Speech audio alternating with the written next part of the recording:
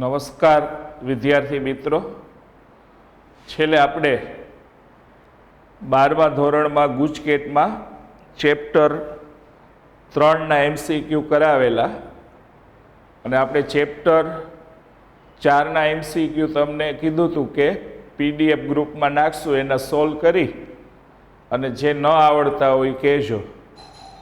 પણ હજી ચેપ્ટર 3માં અમુક વિદ્યાર્થીએ પાછા પ્રશ્ન પૂછેલા કે આટલા MCQ કરાવજો, તો પહેલાં આપણે ચેપ્ટર 3ના બાકી છે લઈ લઈએ અને પછી ચેપ્ટર 4ના MCQ સોલ્વ કરાવીએ. તો એની અંદર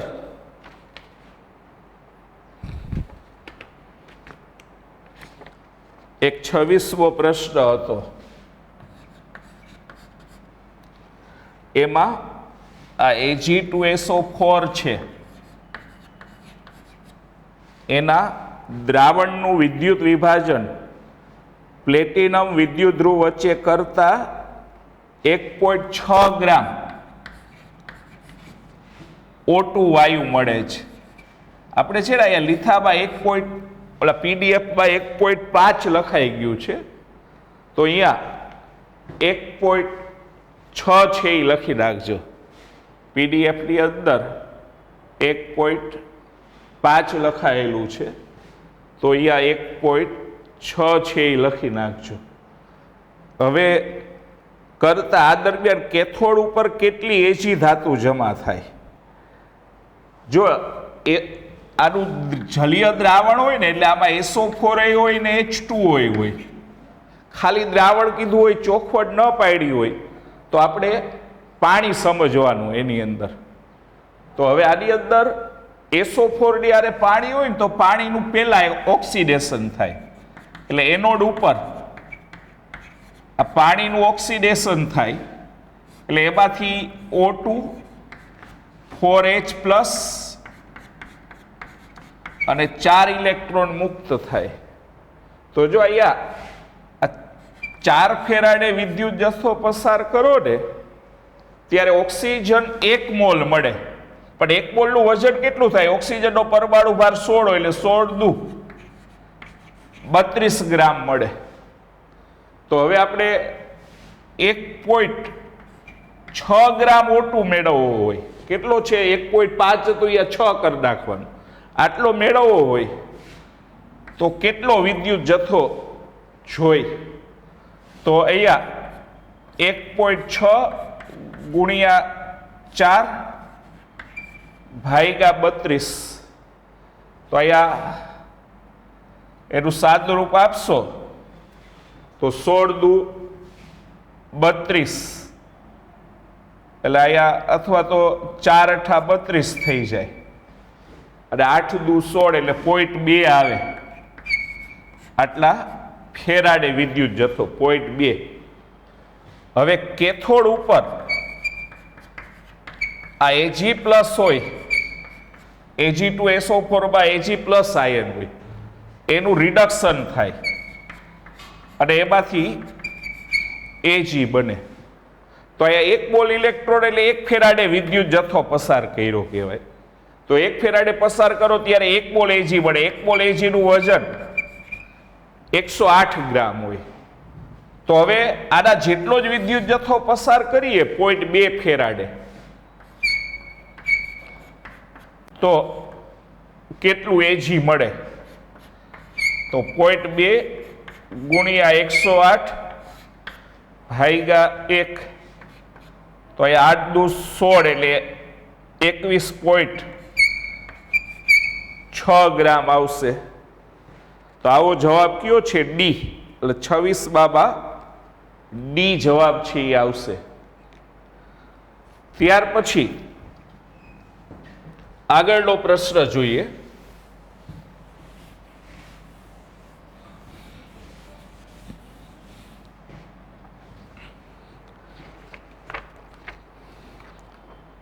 પછી એક 31મો પ્રશ્ન હતો કે બળતણ કોષની ઉષ્માગતિકીય ક્ષમતા આ છે ને પેલા જૂના કોર્સમાં આવતું બળતણ કોષની ઉષ્માગતિકીય ક્ષમતાનું સૂત્ર delta G upon delta H હોય અથવા ઘણીવાર અહીંયા માઇનસ એ લખતા હોય પણ ડેલ્ટા જી છે એનું સૂત્ર ડેલ્ટા જી નું સૂત્ર શું હોય માઇનસ NF E સેલ છેદમાં ડેલ્ટા એચ એટલે બળતણ કોષની ઉષ્માગતિકીય ક્ષમતાનું સૂત્ર આવું હોય delta G upon delta H આ યાદ જ રાખવું પડે નોલેજ આધારિત પ્રશ્ન છે આ પેલા જૂના સિલેબસમાં આવતો એટલે બળતણ કોષની ક્ષમતાનું સૂત્ર delta G upon delta H પણ ડેલ્ટા જી નું પાછી આ કિંમત મૂકી દો ને તો માઇનસ NF E સેલ છેદમાં ડેલ્ટા એચ તો આવો જવાબ કયો આપ્યો છે સી તો સી જવાબ આવશે પછી એક 38મો પ્રશ્ન પૂછેલો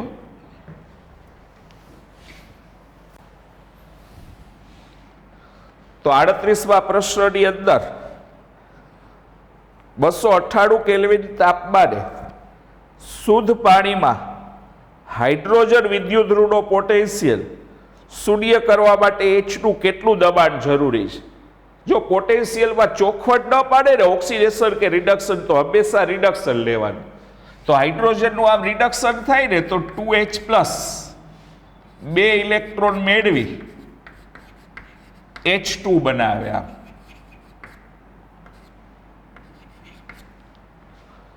હવે આના અર્ધકોષનું સૂત્ર લખવું હોય ને E 2H પ્લસ H2 બરાબર E0 2H પ્લસ H2 ઓછા 0.059 અપોન N લોગ ઉપર નિપજની સાંદ્રતા જો નિપજ તરીકે હાઇડ્રોજન છે હાઇડ્રોજન વાયુ હોય ને તો એનું દબાણ વ્યુ એની સાંદ્રતા કહેવાય એટલે pH2 છેદમાં પ્રક્રિયકની સાંદ્રતા એટલે H પ્લસ અને એના 2 મોલ હોય તો વર્ગ થઈ જશે હવે પ્રમાણિત હાઇડ્રોજન અર્ધકોષનો પોટેન્શિયલ 0 હોય અને એમાં 298 કેલ્વિન શુદ્ધ પાણીમાં H2 વિદ્યુત ઋણનો પોટેન્શિયલ એ 0 કહી દીધો છે તો અહીંયા 0.059 અપોન N એટલે 2 કહેવાય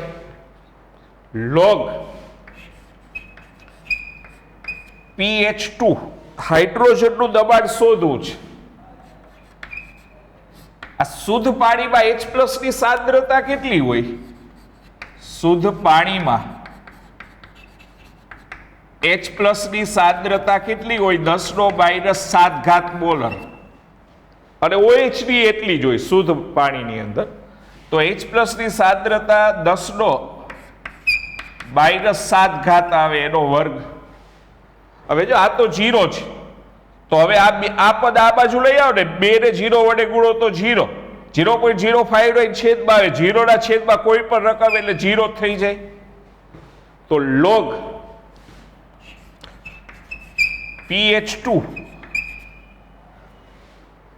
ઓછા જો ભાગાકાર હોય તો બાદબાકી થાય લોગ 10⁻14 થાય તો 0 log pH2 અહીંયા ઘાત ઉતરીને આગળ આવે એટલે -14 આગળ આવે એટલે માઇનસ પ્લસ અને log 10 ની કિંમત 1 થઈ જાય હવે આ 14 ને આ બાજુ લઈ આવો આમ તો log pH2 બરાબર 14 આ બાજુ આવે તો માઇનસ થઈ જાય આ વધતા 14 છે આ બાજુ લઈ આવો તો માઇનસ log નો આધાર 10 હોય તો log દૂર કરો ને તો આધાર હોય સામે વહી જાય અને સામેનું પદ એની ઘાત થઈ જાય તો આવો જવાબ આવે 10⁻14 વાતાવરણ તો આવો જવાબ છે ડી એટલે 38મા પ્રશ્નમાં ડી જવાબ આવશે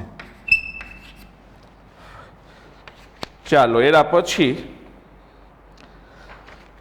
એક 45મો પ્રશ્ન પૂછ્યો તો એ તો જો કે સહેલો છે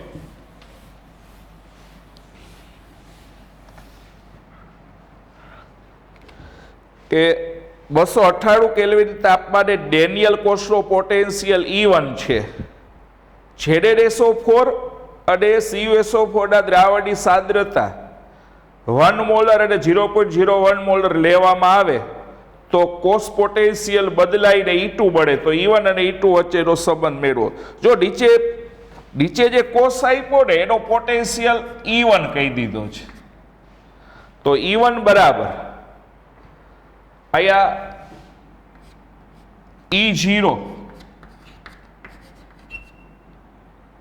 E0 સેલ ઓછા 0.059/n log ડેનિયલ કોષમાં પ્રક્રિયા આ રીતે થાય. Zn વધતા Cu2 પ્લસ છેદમાં ઓલા Zn માંથી Zn2 પ્લસ બને અને Cu2 પ્લસ માંથી Cu બને.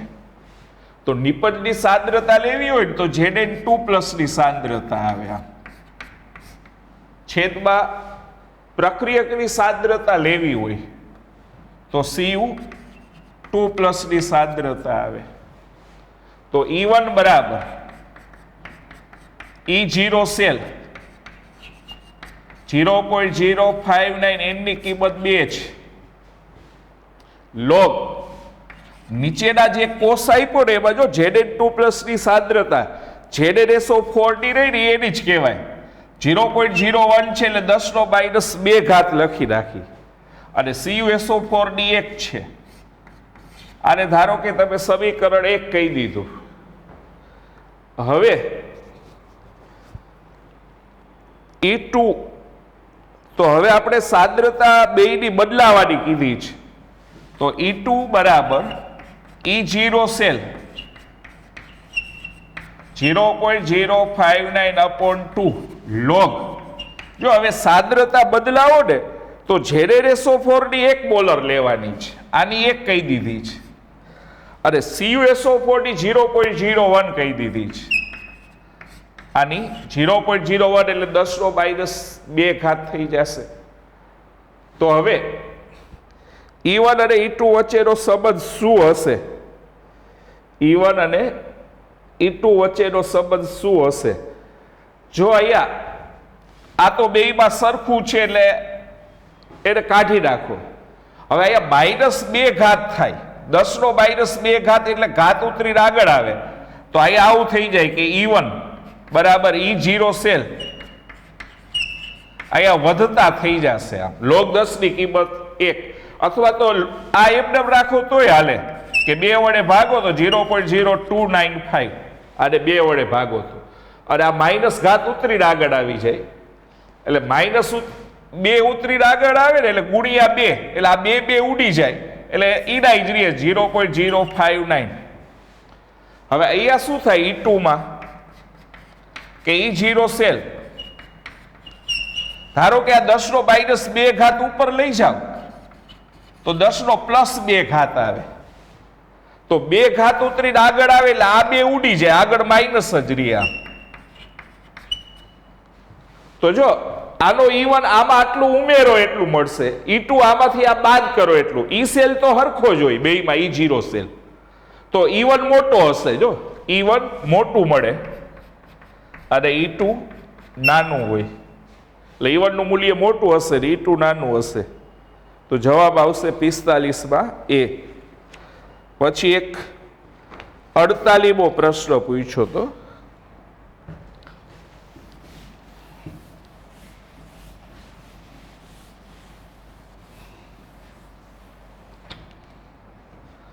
48માં કે E0 Cu2 પ્લસ Cu નું મૂલ્ય આપી દીધું છે. એના માટે pH 14 છે. જો pH 14 હોય ને તો pOH 0 હોય. pH અને pOH નો સરવાળો 14 હોય. હવે pOH નું સૂત્ર શું થાય? -log OH આયનની સાંદ્રતા બરાબર 0. pOH નું સૂત્ર થાય -log OH. હવે આનો આધાર 10 હોય. અહીંયા તમે કદાચ દિશાની બદલાવી નાખો આમ તો -0 એટલે 0 જ કહેવાય. -1 વડે ગુણો એટલે આ પ્લસ થઈ જાય. ઓલો -0 એટલે 0 જ કહેવાય. તો હવે લોગ દૂર કરવો હોય તો OH માઇનસની સાંદ્રતા આધારો એ સામે જાય, સામેનું પદ ઘાત થઈ જાય, કોઈ પણનો 0 ઘાત એટલે 1, તો OH ની સાંદ્રતા 1 મોલર મળી. હવે આપણે એનો KSP આપ્યો છે COH ટ્વાઇસ નો. તો જો COH ટ્વાઇસ છે એને પાણીમાં ઓગાળો તો Cu2 પ્લસ અને 2OH માઇનસ મળે.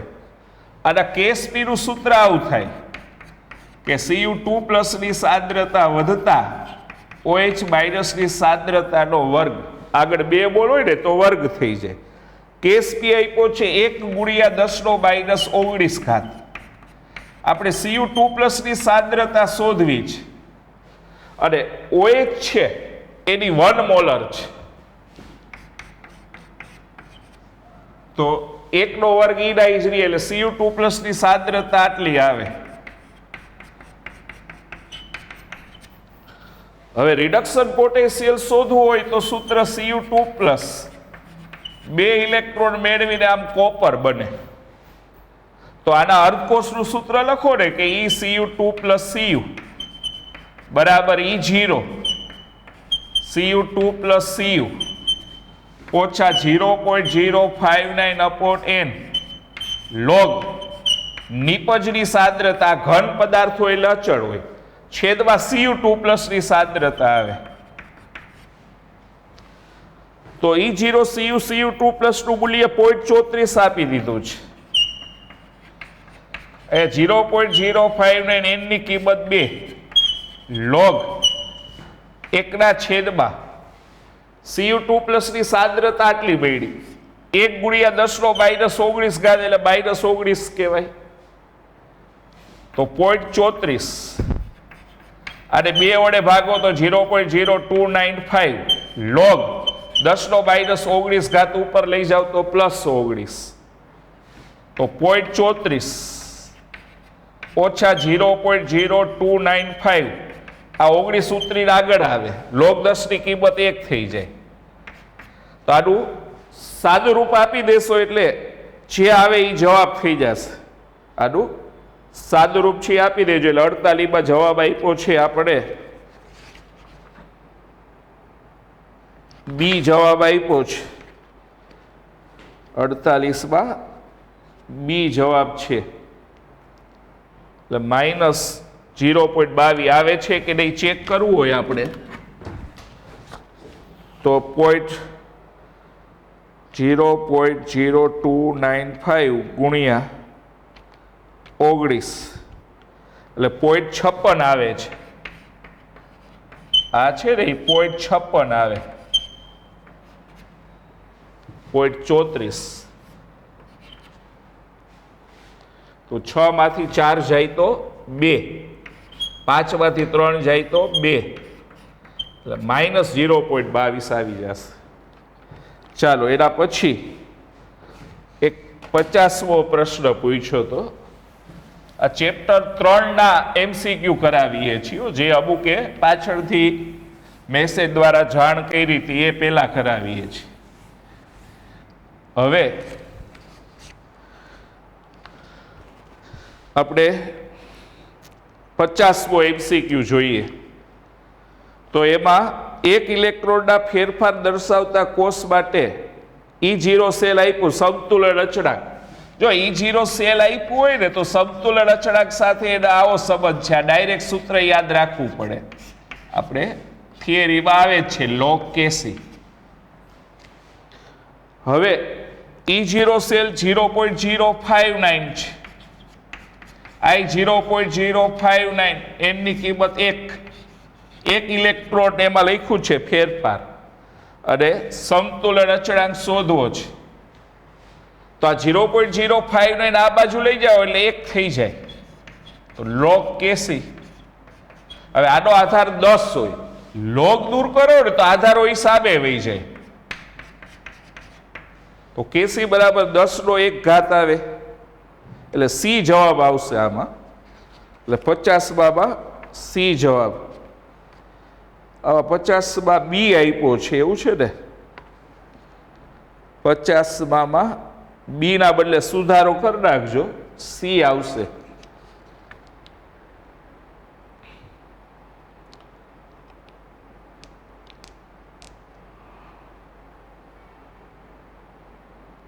આમાં સુધારો છે એ કરી નાખજો. ચાલો એના પછી તો કઈ કોઈએ કીધા નથી. હવે આગળ ચેપ્ટર 4 ના MCQ જોઈએ.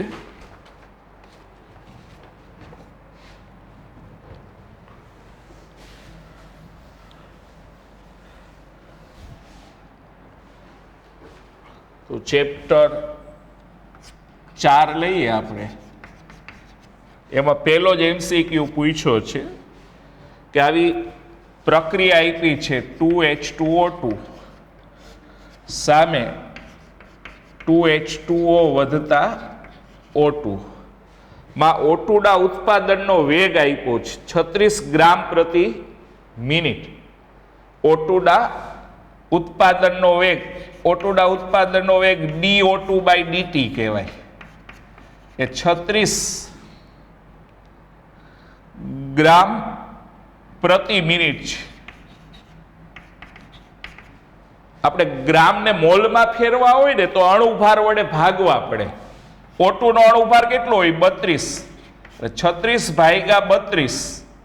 જો એને અણુભાર વડે ભાગો ને તો ગ્રામનું રૂપાંતર મોલમાં થઈ જાય, તો મોલ પ્રતિ મિનિટ મળે. ગ્રામને મોલમાં ફેરવવા હોય તો અણુભાર વડે ભાગવા પડે. તો અહીંયા 9 ચોક 36, અથવા તો આપણે એનો ભાગાકાર કરો કે 36/32, તો 1.125 આવે છે. 1.125. તો O2 ના ઉત્પાદનનો વેગ આટલો થયો. તો H2O2 ના વિઘટનનો વેગ કેટલો હશે? તો જો આનો તત્વયોગમિતીય ગુણાંક 1 છે, આનો તત્વયોગમિતીય ગુણાંક 2 છે. આ જેટલું બને ને એના કરતા બમણું વપરાય. આ જેટલું બને એના કરતા બમણું વપરાય. તો આનો વેગ આટલો હોય ને તો આનો એના કરતા વિઘટનનો વેગ બમણો હોય. આગળ તત્વયોગમિતીય ગુણાંક 2 છે એટલે. તો આને તમે 2 વડે 5 દુ 10, 2 દુ 4 ને 1 5, 2 એકા 2, તો 2.25 જવાબ આવે. એટલે 2.25 બી જવાબ આવશે. આવો પ્રશ્ન ત્રીજો પૂછ્યો છે. તો ત્રીજો પ્રશ્ન લઈએ.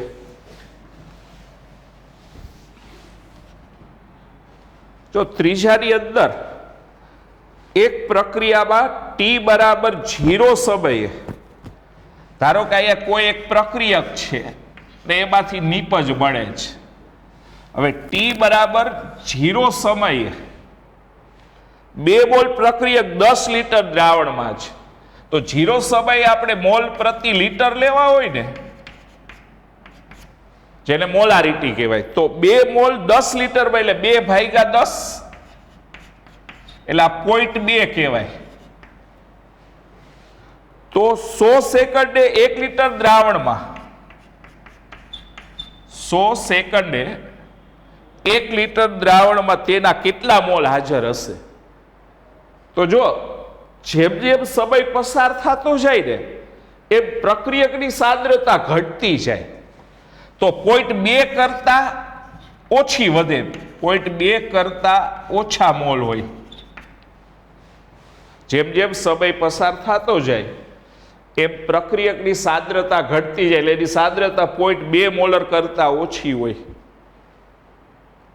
તો જવાબ શું આવશે? 0.2 મોલર કરતા ઓછો એવો જવાબ લેવાનો. 0.2 મોલર કરતા ઓછો હોય ને એવો જવાબ ડી છે, 0.1.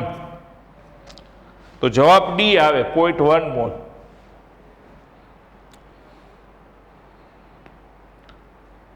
ચાલો એના પછી 14મો પ્રશ્ન પૂછ્યો તો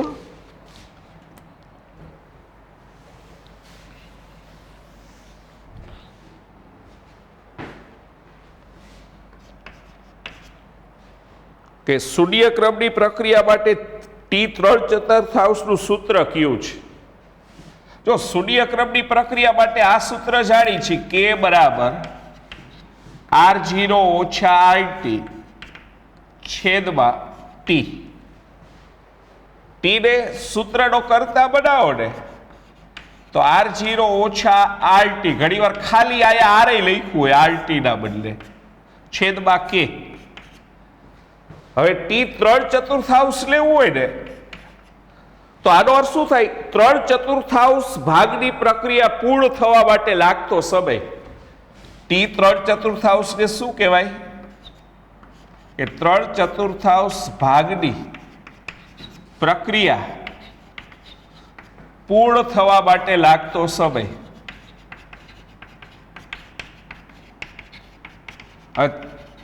3/4 ભાગની પ્રક્રિયા પૂર્ણ થઈ જાય તો T સમયે પ્રક્રિયકની સાંદ્રતા કેટલી રહે?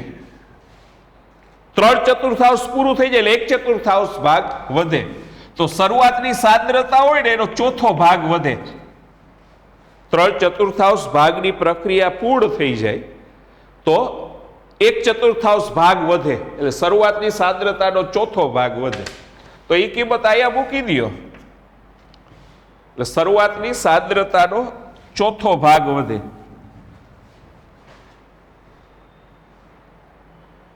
એટલે 3/4 ભાગ પૂરો થાય એટલે જો શરૂઆતની સાંદ્રતા R0 હતી.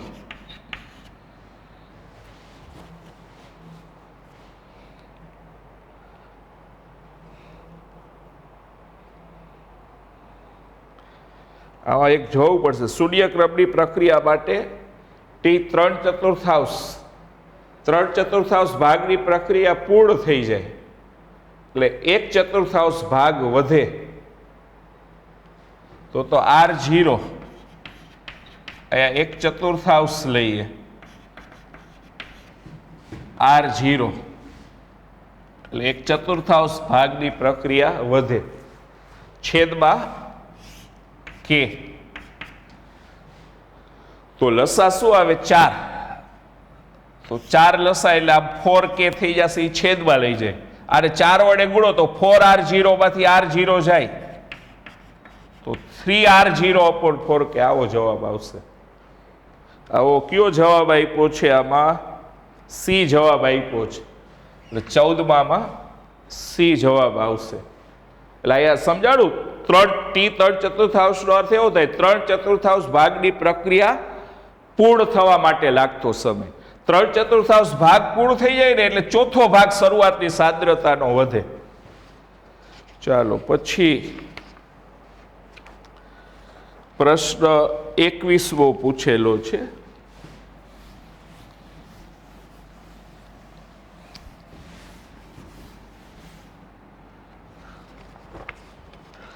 જો કોઈ એક પ્રક્રિયામાં પ્રક્રિયકનું વિઘટન પહેલી કલાક છે ને એમાં 10% વિઘટન થાય છે. બીજી કલાક લ્યો, બીજી કલાકમાં એનું 20% વિઘટન થાય અને 3 કલાકમાં 30% વિઘટન થાય. એટલે ટૂંકમાં દર કલાકે એમાં 10% વિઘટન થતું જાય. શરૂઆતમાં પહેલી 1 કલાકમાં 10% થયું, વળી બીજી 1 કલાકમાં 10%, એટલે 2 કલાકમાં 20 થયું કહેવાય. વળી ત્રીજી એકમાં 10% એટલે 3 કલાકમાં કુલ 30% વિઘટન થયું. તો અહીંયા શું થાય?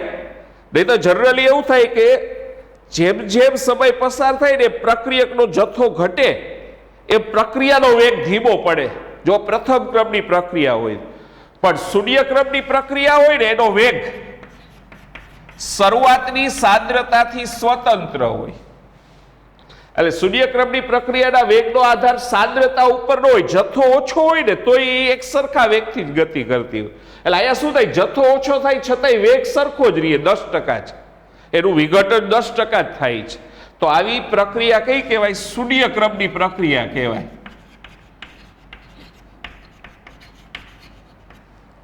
એટલે આપણે આ રીતે આમાં કેલ્ક્યુલેશન ના આવે પણ જોવું પડે કે દર કલાકે એમાં 10% વિઘટન થાય છે.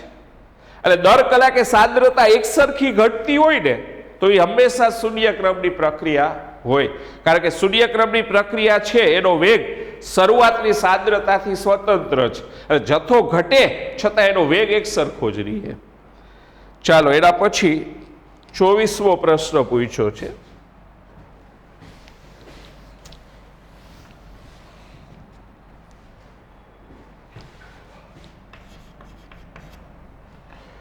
એક કાલ્પનિક પ્રક્રિયા માટે જો તાપમાનમાં 15 ડિગ્રી સેલ્સિયસનો વધારો કરવામાં આવે તો વેગમાં ફેરફાર થતા કયા ગુણકમાં હોય? તો આપણે વેગનો ફેરફાર લેવો હોય ને તો એના માટે આવું સૂત્ર યાદ રાખી લેવાનું કે ડેલ્ટા ટી અપોન 10, 2નો 10નો નહીં પણ સોરી 2નો, કારણ કે દર 10 ડિગ્રી સેલ્સિયસ વધારો કરો તો 2 ગણો વેગ વધતો જાય. એટલે આ એક સૂત્ર યાદ રાખી લેવાનું. તો 15 ડિગ્રી સેલ્સિયસનો વધારો કરો તો 15/10, તો 2નો 1.5 ગુણક આવે, 2નો 1.5. આવો જો દાખલા તરીકે 25મો પ્રશ્ન હોય ને એને આ લાગુ પડે કે 2નો ડેલ્ટા ટી અપોન 10, 25મો પ્રશ્ન. એમાં એવું કીધું કે પ્રક્રિયાનું તાપમાન 10 ડિગ્રી વધારો તો વેગ 2 ગણો વધે, તો 60 કેલ્વિન વધારો તો કેટલો વધે? તો અહીંયા જો 60 કેલ્વિન વધારીએ એટલે ડેલ્ટા ટી શું બતાવે? વધારો. 60 કેલ્વિન વધારી છેદમાં 10 તો 2નો 6 ઘાત, 2નો 6 ઘાત એટલે 2નો 6 વાર ગુણાકાર, તો 2 દુ 4 દુ 8 દુ 16 દુ 32 દુ 64 ગણો વેગ વધે. આ 25મો પ્રશ્ન પૂછ્યો છે. એટલે આ બધા સૂત્ર તમે વાપરી શકો. 2નો ડેલ્ટા ટી અપોન 10, 2નો ડેલ્ટા ટી અપોન 10 ઘાત.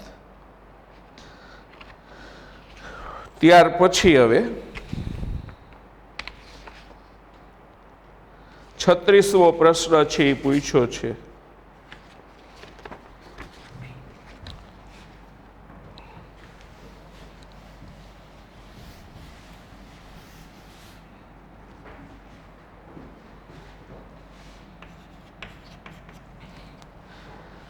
એક ઉષ્મા શોષક પ્રક્રિયા માટે A થી B ની સક્રિયકરણ ઉર્જા 15 કિલો કેલરી પ્રતિ મોલ હોય. એટલે A થી B ની સક્રિયકરણ ઉર્જા 15 કિલો કેલરી પ્રતિ મોલ છે. અને પ્રક્રિયાની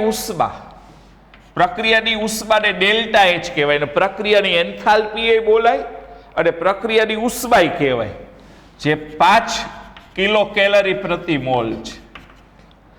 તો B થી A પ્રક્રિયાની સક્રિયકરણ ઉર્જા, B થી એટલે આ પ્રતિવર્તી પ્રક્રિયા થઈ, તો પ્રતિગામી પ્રક્રિયાની સક્રિયકરણ ઉર્જા શોધવી છે.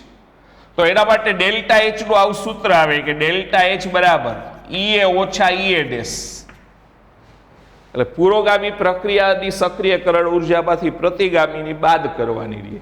તો ડેલ્ટા H 5 છે, EA 15 છે, EA ડેશ શોધવું છે.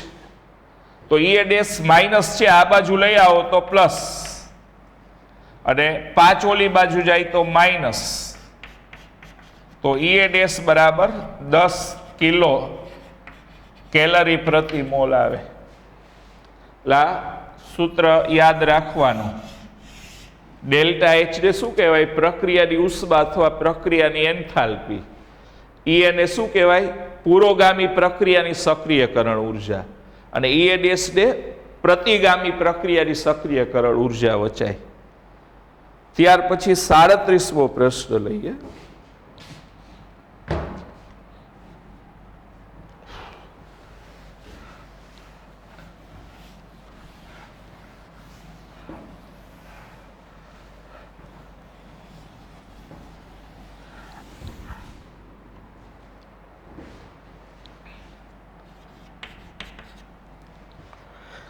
એક રાસાયણિક પ્રક્રિયામાં 27 ડિગ્રી સેલ્સિયસ તાપમાને સક્રિયકરણ ઉર્જા 600 R છે.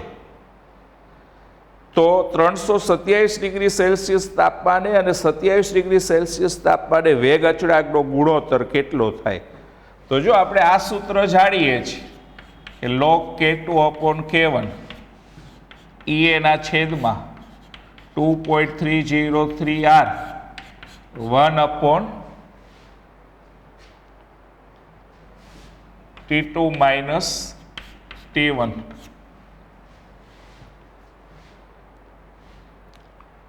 તો હવે આપણને આ E આપ્યું છે 600 R, આ 2.303 R ઉડી જાય 1/T2 T1 minus T2 આવશે ને. જો T2 minus T1 લેવું હોય તો આગળ માઇનસ લખવું પડે. જુદા કોર્સમાં એ રીતે આવતું, પણ આગળ તો માઇનસ લખતા. T1 નું મૂલ્ય 27 છે એટલે કેલ્વિનમાં 300 થઈ જશે. T2 નું મૂલ્ય 327 છે એટલે 600 થઈ જશે કેલ્વિનમાં. તો 600 2.303 અહીંયા અને 600 ઓલા 2 વડે ગુણો, લસા 600 આવશે. આ 2 ઓછા 1 એટલે 1 થઈ જશે. આ તો આ 600 તો ઉડી જશે. તો log K2/K1 1/2 2.303 2.303 ને આ બાજુ લઈ આવો. log K2/K1 બરાબર 1. 2.303 log એટલે તો ln લખી શકાય. ln નો આધાર e હોય તો log દૂર કરો ને તો આધાર હોય સામે વહી જાય અને સામેનું પદ એની ઘાત થઈ જાય. તો e નો 1 ઘાત એટલે e જ કહેવાય. તો એમાં જવાબ આવશે e. એટલે સી જવાબ છે 37 માં સી જવાબ.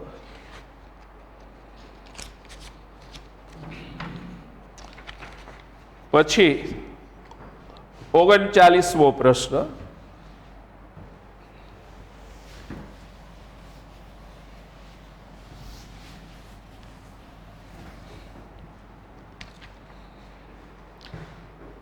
એથી પી પ્રથમ ક્રમની પ્રક્રિયા છે એવું કીધું છે.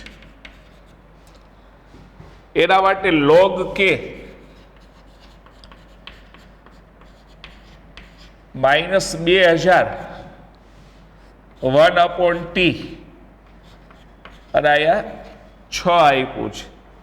તો આવૃત્તિ અવયવ અને સક્રિયકરણ ઉર્જા એ શોધો. તો આપણે આરએનએસ સમીકરણ આ જાણતા K બરાબર 1 e⁻⁸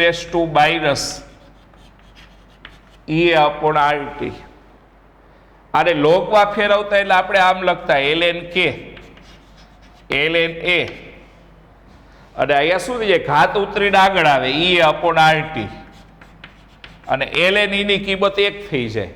પછી આને લોગમાં ફેરવવું હોય ને તો 2.303 log K 2.303 log A ઓછા e⁻⁸. આ બધા 2.303 વડે ભાગો ને એટલે આવું સૂત્ર મળે log K. આને 2.303 વડે ભાગો એટલે log A ઓછા e⁻, એટલે 2.303 વડે ભાગો એટલે RT. હવે આને આમ લખી નાખો log K. આ પદ આગળ લઈ આવો તો માઇનસ EA ના છેદમાં 2.303 R 1/T વધતા log A આ બાજુ લઈ લઈએ. તો આને આપણે સમીકરણ 1 છે એટલે સમીકરણ 2 આરે સરખાવો ને log K. તો log K આરે log K આ પદ આરે સરખાવો ને 1/t 1/t, તો આ ઢાળનું મૂલ્ય આની આરે સરખાવવું પડે. તો બે માઇનસ છે એટલે આ પ્લસ થઈ જાય એટલે આવું થાય એ અપોન 2.303r બરાબર 2000. તો એ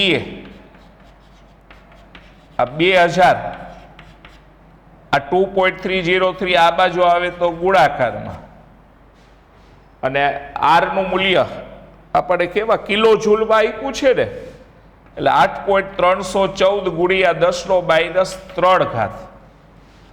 અને આનું તમે સાદું રૂપ આપો ને, ઘાત સહિતનું સાદું રૂપ આપશો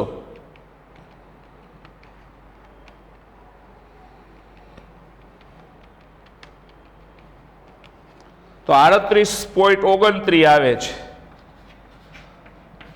કિલો જૂલ પ્રતિ મોલ. 38.29 એટલે નજીકનું મૂલ્ય 38.3 લઈ શકાય. અને આની હારે સરખાવો ને, log a ની કિંમત 6 થઈ ગઈ. log a કેટલું થઈ ગયું? આની હારે આ સરખાવાનું, તો log a બરાબર 6. હવે log નો આધાર 10 હોય તો log દૂર કરવો હોય તો આધારો હિસાબે વહી જાય, તો 10⁶ ઘાત આવે સેકન્ડ ઇનવર્સ. તો 10⁶ ઘાત સેકન્ડ ઇનવર્સ એટલે 38.3 હોય એવો જવાબ ડી છે. એટલે છેલ્લો ડી જવાબ આવશે. આમાં જવાબ કયો આવશે? ડી. 40મો પ્રશ્ન લઈએ.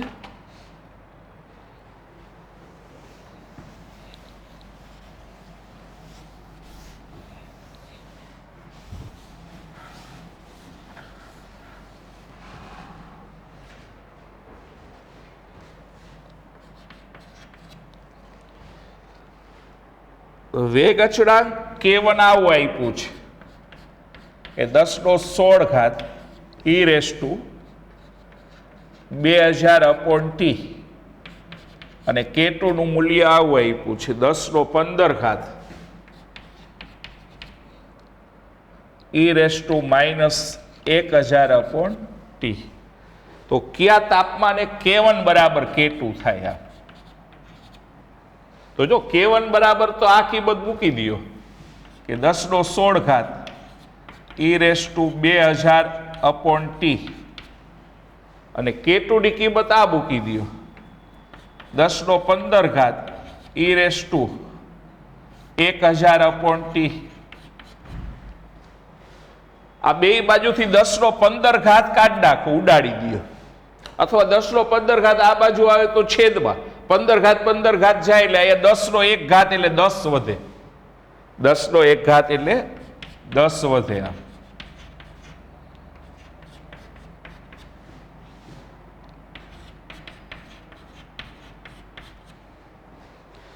હવે આનો લોગ લઈએ તો ln 10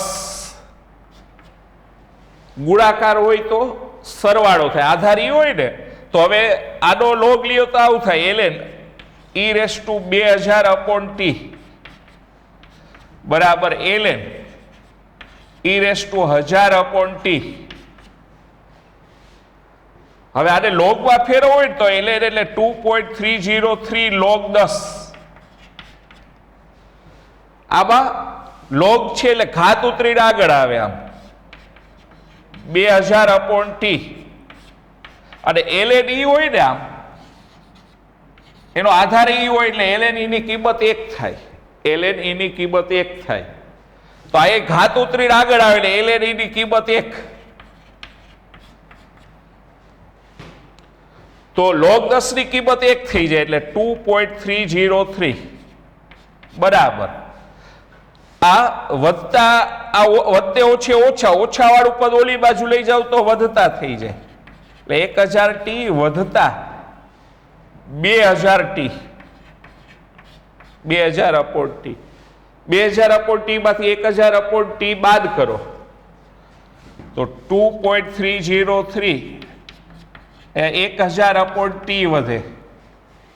તો t ને સૂત્રનો કરતા બનાવો તો 1000/2.303 આવે. તો આવો જવાબ કયો છે? અને આ તાપમાન છે ને આ કે એટલે કેલ્વિન સમજવાનું. શું સમજવાનું? કે એટલે કેલ્વિન. આટલા કેલ્વિન આવે. યા પાછળ કે લખ્યું એ કેલ્વિન સમજવાનું છે. પછી 41મો પ્રશ્ન પૂછેલો છે.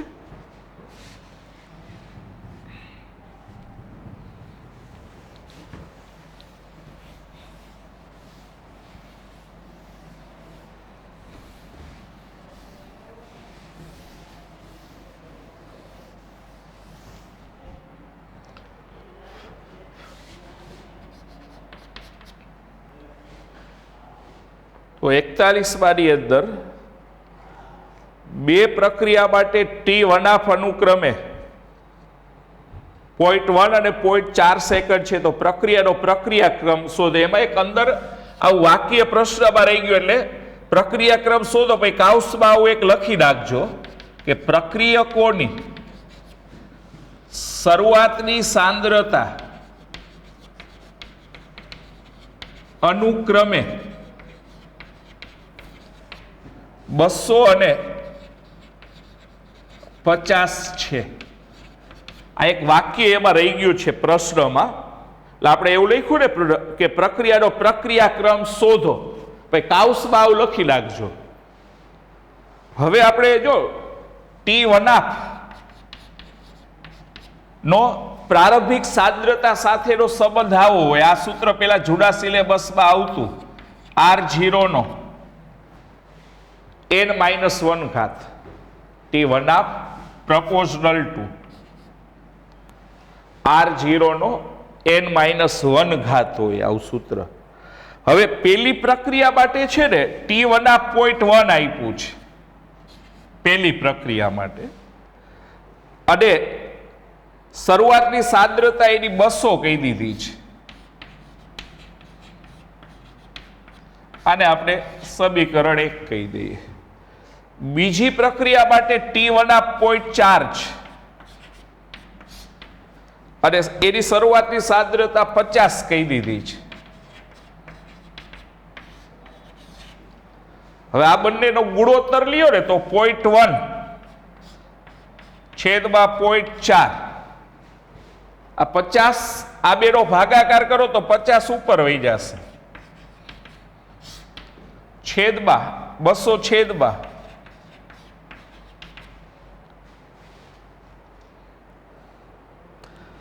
તો હવે